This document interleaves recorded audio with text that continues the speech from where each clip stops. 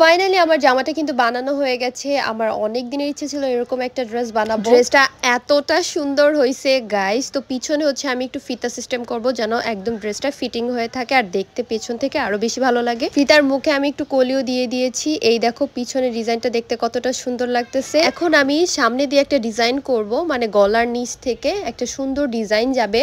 এটাও হচ্ছে পুরোটা নেট কাপড় দিয়ে। অনেকে বলেছে আপু কত টাকা খরচ পড়েছে আর এই নেটগুলোর গজ কত করে। এখানে আমার মোট 20 গজ কাপড় লেগেছে। আরো বেশি কাপড় দরকার ছিল, যদি আরো বেশি দেওয়া যেত তাহলে আরো বেশি ঘের হতো। তো 20 গজে মোটামুটি সুন্দরই হয়েছে, খারাপ হয় নাই। তো এই দেখো বুকের ডিজাইনটা তোমাদেরকে দেখিয়ে দিলাম। এখানে হচ্ছে আমি ছোট ছোট পার্ল বসিয়ে দিব। এই কাপড়গুলোর গজ হচ্ছে 50 টাকা করে গজ নিয়েছিল। এই কাপড় এক এক জায়গায় এক এক রকম প্রাইস, তোমরা যে যেখান থেকে যেমন দামে কিনো, বাট আমি কমেই পেয়েছি যেহেতু অনেক কাপড় নিয়েছি।